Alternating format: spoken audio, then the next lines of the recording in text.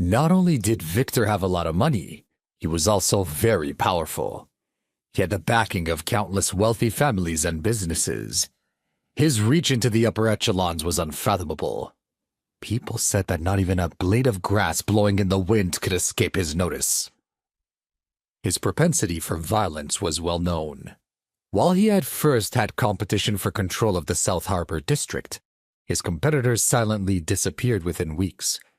No one heard or saw from them or their families again. Their names and identities were wiped. It was as if they'd never existed. No one dared to ask a thing. Such was his power.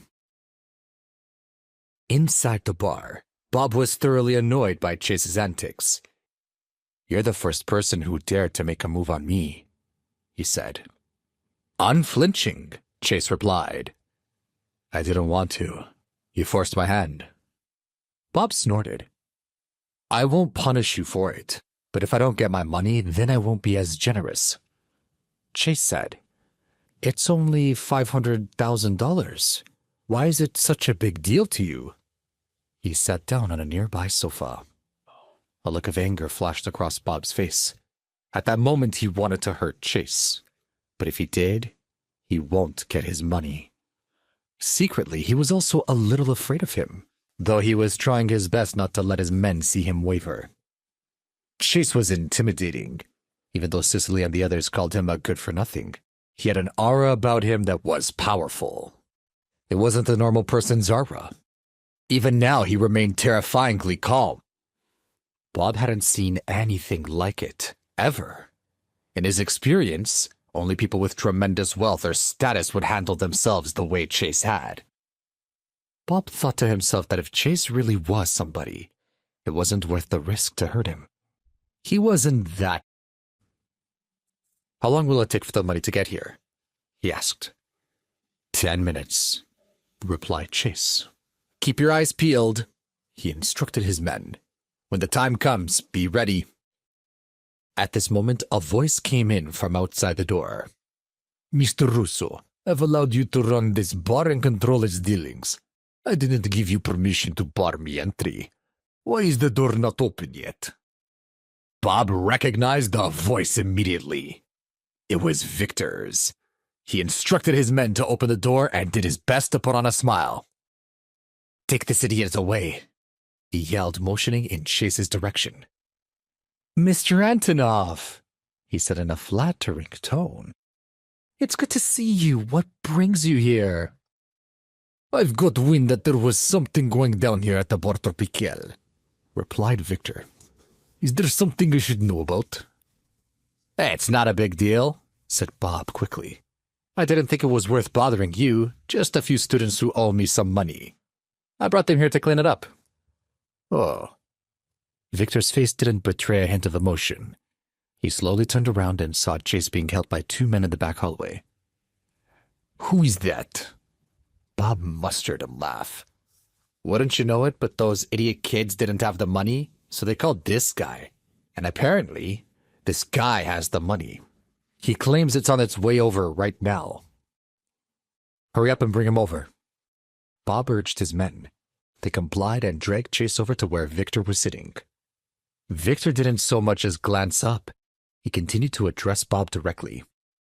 "I have a few friends that are going to come to the bar tomorrow. I want you to show them a good time. The full treatment. Don't disappoint me." "No problem, boss," Bob hurriedly answered. "I'll take care of everything. They'll want for nothing." "Good." Victor nodded in satisfaction. "Who was that girl who was here last time?" Victor asked. "Cicely, right? Have her come tomorrow." "Yes, boss," said Bob. "Actually, you just missed her. Turns out it's her cousin that owes the debt I was just telling you about. Rest assured, she'll be here tomorrow." Victor looked over at him, unimpressed. Bob made a last-ditch effort to curry favor. "And boss, if you like Cicely, she's got an older sister." "Oh?" Victor's interest was piqued, and the corner of his mouth rose a smile. "Continue." "She's beautiful, sir," said Bob. "She has the same eyes as Cicely, but I dare say she's the prettier sister. Her name's Celia. She's from a good family and has a white-collar job. She's high class. Indeed. It sounds as if she'll be perfect. Just what I need.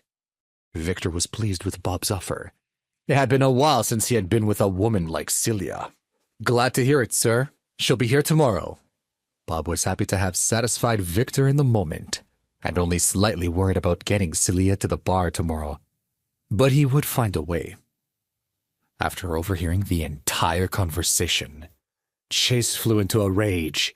He clenched his fists and broke away from the two men holding him and rushed at Bob and Victor. Within steps, he was face to face with them both. His eyes, colder than the wind in December, looked like they could pierce bone. They'd crossed the line. They'd used Sicily, spied on Celia. He shuddered to think about what would have happened to her tomorrow if he hadn't accidentally been here to overhear their plans. The time for bravery was now.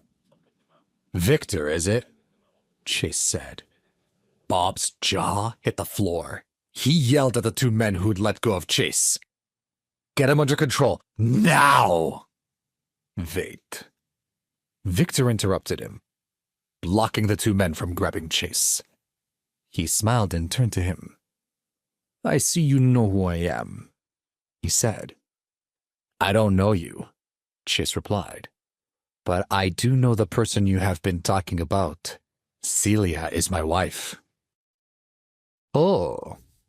Victor raised his eyebrows. When he'd come to Bar Tropicale, he hadn't realized it would be so interesting. Well then, he said, you're our honored guest. Why don't you accompany your wife here tomorrow? Don't you dare speak about my wife in front of me, screamed Chase. If you speak her name again, I'll kill you. Hearing this, Victor let out a loud laugh. You must be kidding me. Why would I joke about this? Chase continued. Do you think I'm afraid of you? Do you really think I'd let you touch so much as a hair on her head?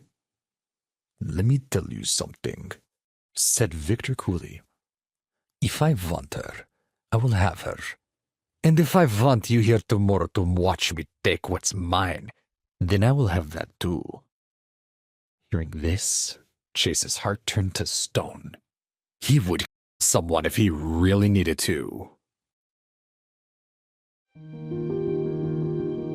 Please subscribe to the Pocket FM YouTube channel and press the bell icon for instant notification. Check out our channel for more such exciting shows.